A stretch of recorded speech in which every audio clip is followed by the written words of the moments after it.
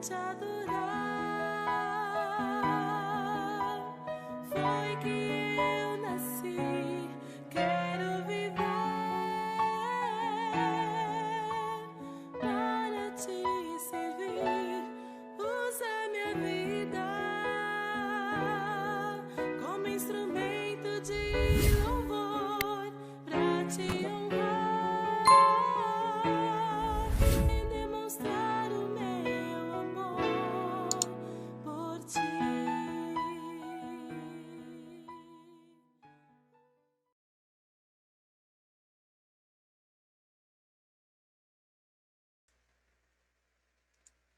Bom dia, bom dia. Começando mais um Café e Comunhão, hoje, dia 16 de maio. Muito obrigado pela sua companhia mais uma vez. Hoje, nossa leitura e reflexão no Salmo 119, versículos de 41 a 48. Vamos para a sexta divisão que nós temos aqui do livro de Salmos, o capítulo 119. Lembrando que são 22 divisões e cada uma relacionada a uma letra do alfabeto hebraico. Ontem nós passamos algumas orientações, algumas instruções a vocês a respeito das palavras, que nós temos aqui no Salmo 119, sobre mandamentos, juízos, ordenanças, lei. Então, para que a gente tenha uma melhor compreensão do que cada uma daquelas palavras dizem. E agora nós vamos dar continuidade, então, à leitura e à reflexão dos versículos de 41 a 48, então, nesta manhã. Compartilhe com as pessoas, chame-os para que possam estar conosco, tá bom? Ouvindo essa palavra tão abençoadora, ok? E se você não fizer isso agora, não se esqueça de, ao final do vídeo, você compartilhar com alguém, tá bom? Seja um instrumento nas mãos de Deus para que outras pessoas tenham acesso à leitura e à meditação, à reflexão da palavra de Deus para um melhor entendimento do que o texto quer nos dizer e nos apresentar, ok? Então, Salmo 119, agora, versículos de 41 a 48, nós vamos ver dentro de alguns instantes. Só lembrando aqui o seguinte, deixa eu só ver aqui.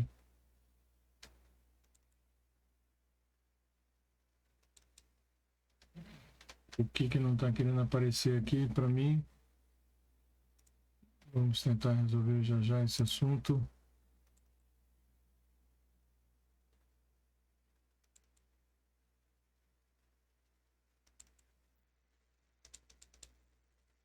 Na leitura bíblica, que eu não sei porque não está querendo aparecer. Vamos fechar aqui, tentar abrir de novo e ver o que acontece.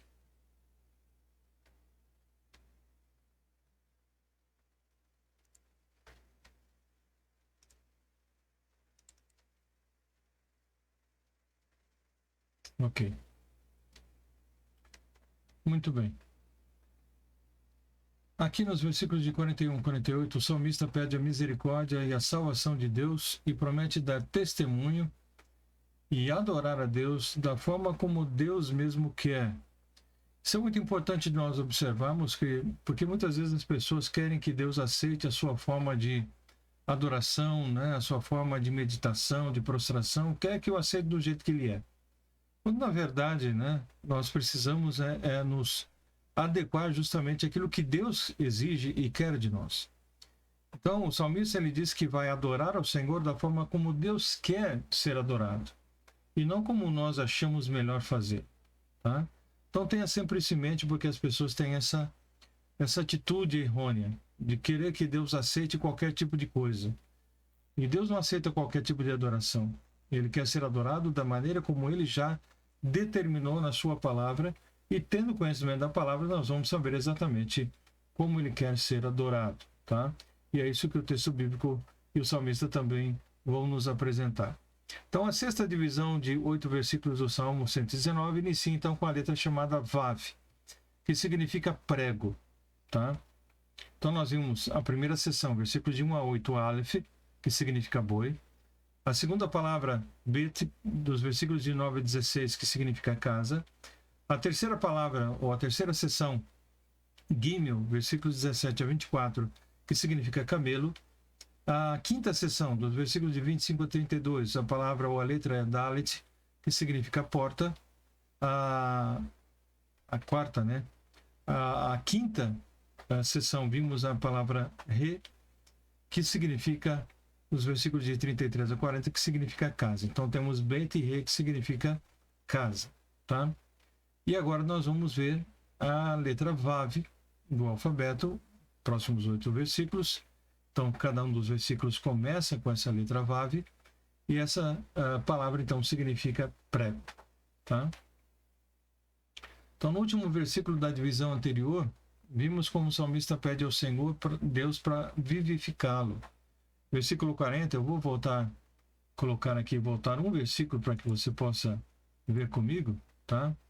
Onde ele diz o seguinte, só um instante: anseio por obedecer as tuas ordens, restaura minha vida por tua justiça, tá?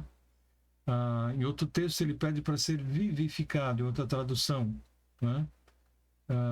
E está justamente dentro desse contexto, restaura a minha vida, né, por tua justiça. Então, ainda dentro desse mesmo espírito, o salmista ele pede para Deus derramar suas misericórdias sobre a sua vida.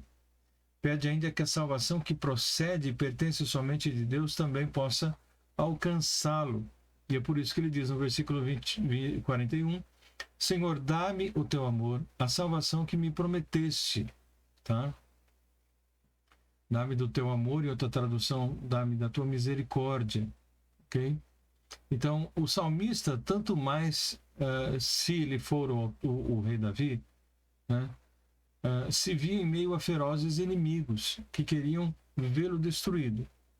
Então, nós dissemos anteriormente, nós não sabemos quem, na verdade, escreveu esse texto, esse capítulo 119. Se por um acaso foi Davi, então ele viveu realmente no meio de inimigos muito ferozes que queriam o tempo todo dar cabo da sua vida. Então a tristeza e a melancolia podem fazer o coração arrebentar, né, de tamanha angústia e tristeza. Mas em vez de se entregar a pensamentos melancólicos ou depressivos, né, o salmista aqui prefere pedir para Deus alcançá-lo com a sua misericórdia e com a sua salvação, né? Ele diz, que me prometeste. Então nós temos alguns aspectos aqui que nós temos que considerar. Primeiro deles é que o salmista reconhece que mesmo que a situação esteja ruim, ela poderia estar pior se não fosse a manifesta misericórdia de Deus na sua vida, tá?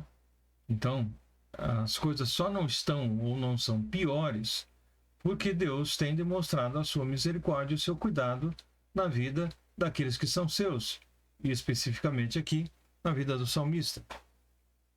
O salmista também reconhece que a misericórdia do Senhor é como um rio que flui sem nunca parar, sem nunca cessar, né? Sem nunca secar. E esse é o motivo porque ele diz, né? Venham sobre mim então as suas misericórdias, tá?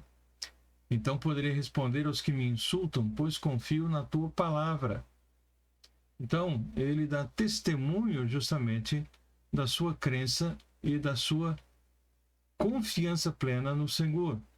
O profeta Jeremias nos legou as seguintes palavras, né, inspiradoras. Quero trazer à memória aquilo que me pode dar esperança. Então, o salmista, evidentemente aqui, ele está pensando nessa questão de poder ter em mente aquilo que lhe traz esperança, não permitindo, então, que a depressão, a angústia possam tomar conta da sua vida e do seu coração, da sua mente. Então, Jeremias expressou isso nesses versículos, e cremos que isso foi a vivência do salmista aqui, dentro desse seu pedido. As misericórdias do Senhor, ele continua dizendo, são a causa de não sermos consumidos, porque as suas misericórdias não têm fim. Renovam-se cada manhã, grande é a tua fidelidade. A minha porção é o Senhor, diz a minha alma, portanto esperarei nele. Veja que coisa preciosa, né? Bom é o Senhor para os que esperam por ele, para a alma que o busca. Então toda essa bondade, né, e todas essas misericórdias justamente refletem o caráter de Deus, né, que é chamado de Pai de misericórdias e Deus de toda consolação, no segundo livro de Coríntios, capítulo 1, versículo 3. Então, tudo isso se traduz em uma coisa apenas: Deus é o único capaz de nos salvar. É o único, não existe outro. Então, esse é o motivo porque nós precisamos confiar exclusivamente em Deus e na sua maravilhosa obra de salvação, que Ele mesmo fez através da pessoa do Senhor Jesus Cristo. Obtivemos então a nossa redenção, a nossa salvação, através do sacrifício de Jesus na cruz do Calvário. Então, deixemos de lado todas as coisas e nos voltemos de todo o coração para Deus. Deixemos todo o embaraço, todo o pecado que de perto nos rodeia, e que nós possamos olhar para Jesus, autor e consumador da nossa fé, e buscarmos nele sentido realmente para o nosso viver.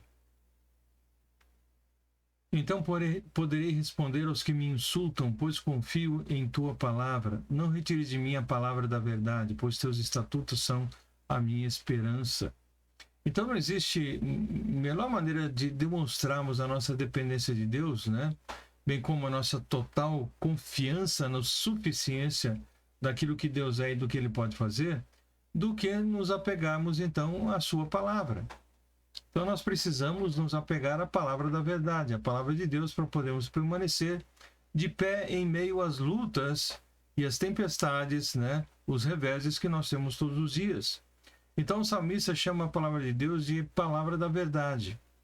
Não retire de mim a palavra da verdade. Então a Bíblia é a palavra de Deus e ela é a palavra da verdade. E essa verdade ela não é relativa, é uma verdade absoluta. Tudo que aqui está contido e escrito é exatamente dessa forma, não é interpretado da maneira como as pessoas querem, a seu bel prazer e simplesmente para satisfazer as suas vontades. Ou então ser negado o fato de que essa palavra ainda tem poder para mudar e para transformar a nossa vida. Ela é a verdade. Então a Bíblia foi escrita por cerca de 40 autores diferentes em um período que se estende aproximadamente por 1.600 anos e não há nenhum erro dentro desse contexto. Não há nada que possa dizer, não, isso aqui está errado. Né? Entre esses escritores, nós vamos encontrar desde pessoas educadas e da mais alta estirpe, como legisladores, sacerdotes, mestres e reis, como também pessoas muito simples, como criadores de gado e como pescadores. Então você tem toda a sorte e todo tipo de pessoas que estiveram, então, né, abertos para poderem ser usados pelo Senhor para escreverem essas tantas palavras.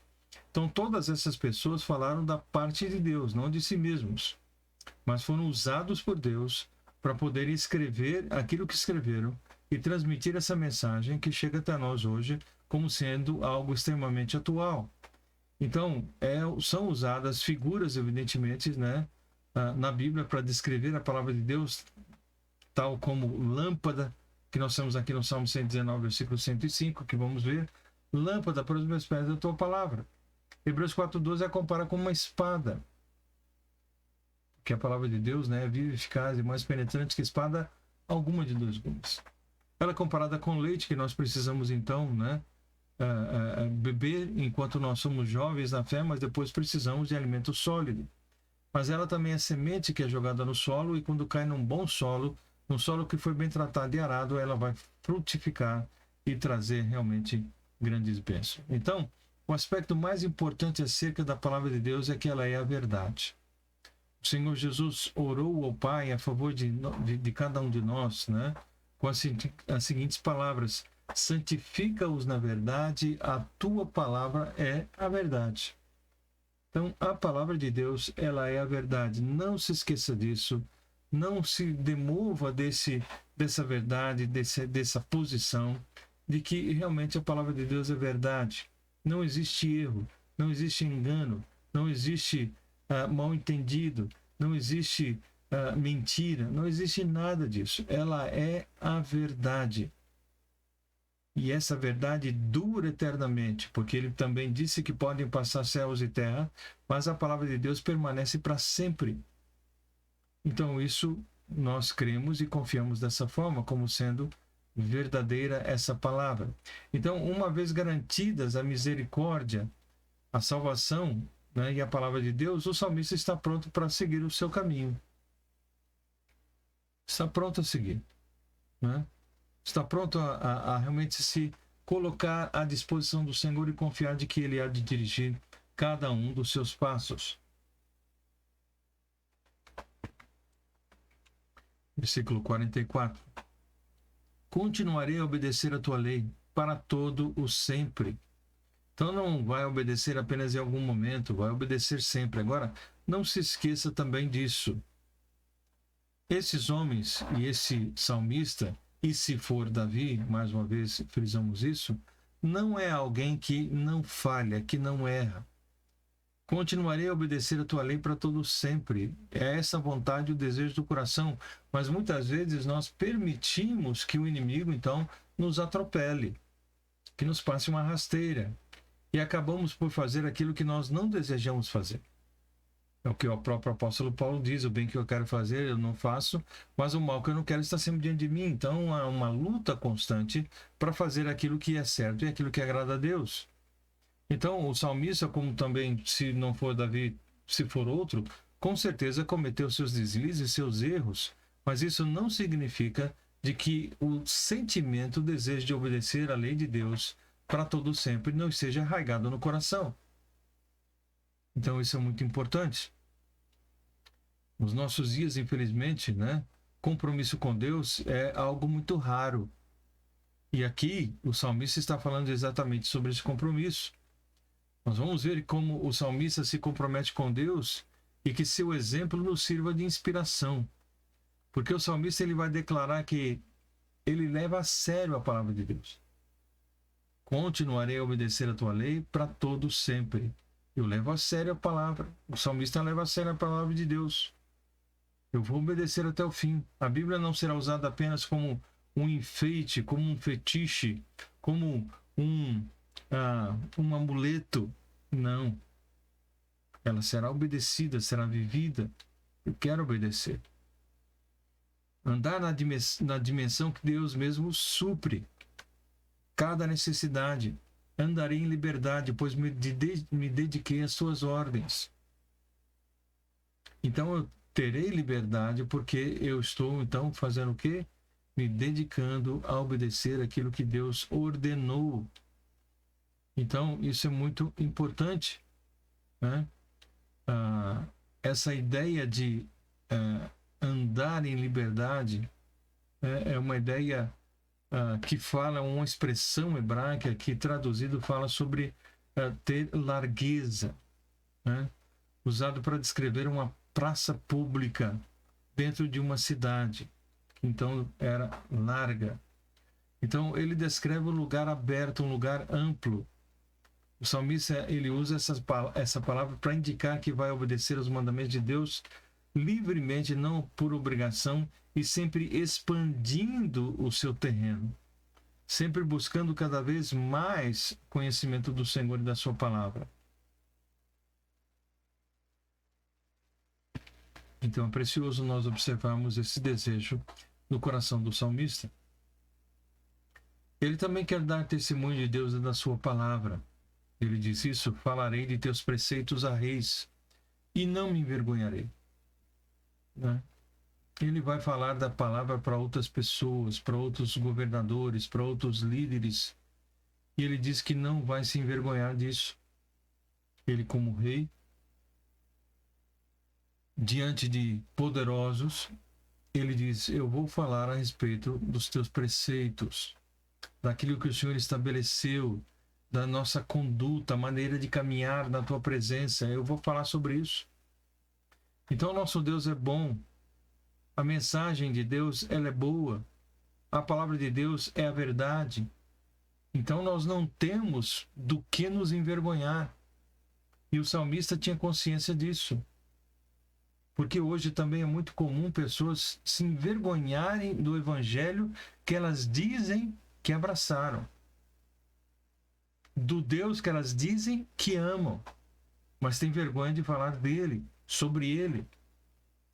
Então nós precisamos falar abertamente de Deus e da sua palavra a todos que estão ao nosso redor. E por isso eu tenho insistido aqui no fato de que você pode fazer isso hoje de muitas maneiras, e uma delas é simplesmente mandando, enviando para muitas pessoas, as pessoas do seu convívio, e talvez até mesmo aquelas que não são, enviando essa mensagem para que eles possam ouvir. É uma forma de você divulgar a palavra, de você falar abertamente. Então precisamos demonstrar ao mundo o quanto realmente nós amamos a Deus e a sua palavra. Porque se nós não fizermos isso, o mundo não há de crer de que realmente nós estamos falando a verdade. Então, se eu amo o Senhor, se eu amo a sua palavra, eu não tenho do que me envergonhar. Então, adorar a Deus conforme os mandamentos de Deus é algo precioso, segundo a sua palavra. Como tenho prazer em teus mandamentos, como eu os amo. Então, o salmista deixa bem claro que ele tem prazer naquilo que é ordem de Deus, nos mandamentos de Deus, aquilo que Deus estabeleceu como sendo verdade. Ele diz, como eu amo. Ou seja, o meu desejo é seguir, é praticar, é viver, é me conduzir de acordo com esses mandamentos, para que eles possam ser manifestos a todas as pessoas. Tudo que precisamos para adorar verdadeiramente a Deus é a sua palavra e uma atitude apropriada, uma atitude de não estar envergonhado. E nós não precisamos de intermediários, nós não precisamos de sacerdotes, de reverendos, de mestres, de pais, de santo, disso ou daquilo. Não precisamos de cerimônias elaboradas e lugares especialmente consagrados para o culto. A verdadeira adoração é feita em espírito e em verdade, conforme o Senhor disse. Então isso é importante. Celebro teus mandamentos que amo e em teus decretos eu medito. Então, de acordo com a verdade, em qualquer lugar, em qualquer hora, eu posso manifestar essa verdadeira adoração. Em espírito e em verdade, em qualquer hora, em qualquer lugar. Então isso não quer dizer que não devemos nos reunir para adorar a Deus como comunidade. Evidentemente que nós precisamos e devemos, isso é algo também que o Senhor deixou claro para nós. Não podemos pensar que a nossa adoração como comunidade, né, é algo que pode passar, que pode se deixar de lado. Por outro lado, não podemos também imaginar e pensar, né, que a nossa adoração como comunidade é a única oportunidade que nós temos para adorar a Deus. Nós temos essa oportunidade, mas temos muitas outras oportunidades de adorar ao Senhor. Então é isso que o Senhor espera de você e de mim, de cada um de nós, que possamos celebrar realmente os mandamentos do Senhor, a lei do Senhor, os estatutos, os preceitos, os testemunhos. Dessa forma, não só com as nossas palavras, mas principalmente com a nossa caminhada, com a nossa conduta, com a nossa moralidade, nós possamos então demonstrar a quem servimos e a quem amamos. Então, para concluir nessa manhã, nós temos que banir definitivamente de nossas vidas quaisquer dúvidas que possam existir acerca do amor de Deus por nós, das suas misericórdias e da sua salvação. Ele diz, Jeremias, elas se renovam a cada manhã. Eu não posso duvidar disso em hipótese alguma. Que possamos nos lançar por completo no caudaloso rio do amor de Deus, de suas misericórdias, da sua salvação, que deixemos-nos nos arrastar pela bondade do nosso Deus. Sermos levados por essa bondade, por essa misericórdia. Temos que nos arrepender também do tempo perdido e desperdiçado e voltarmos a tomar a Bíblia em nossas mãos para ler, para meditar, para praticar os seus princípios que podem nos tornar sábios para a salvação, como também nos santificar.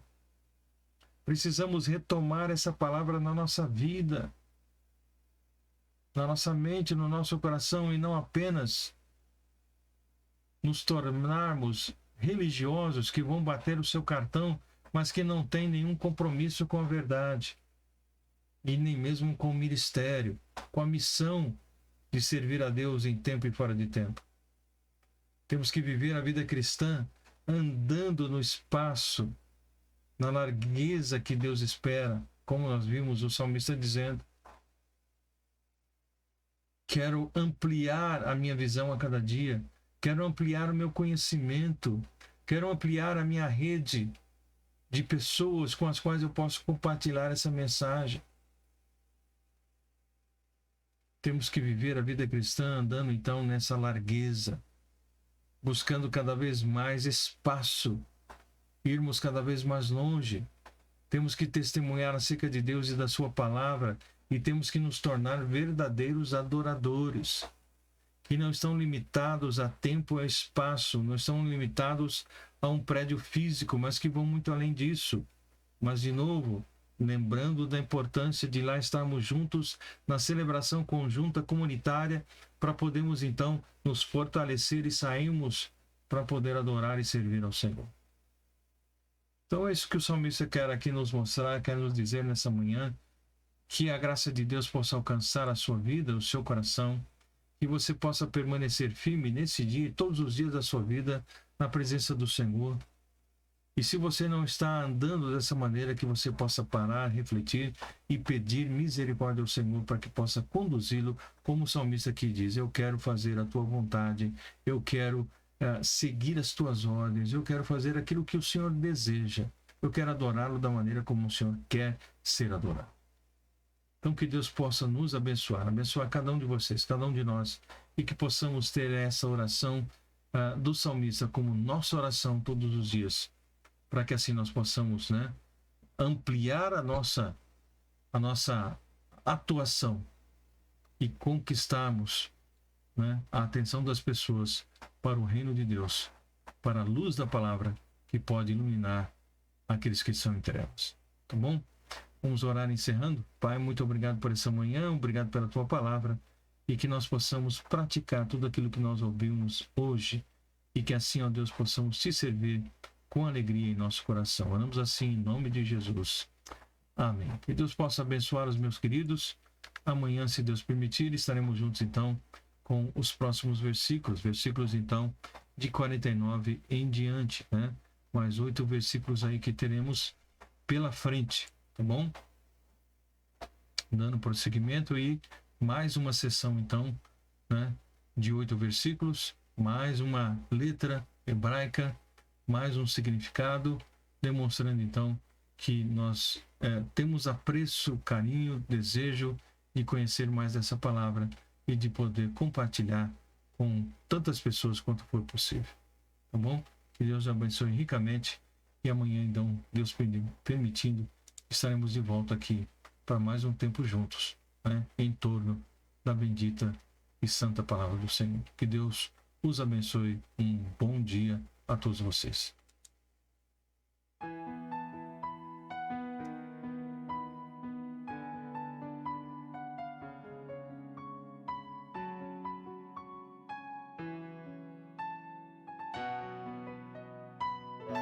Pra te adorar.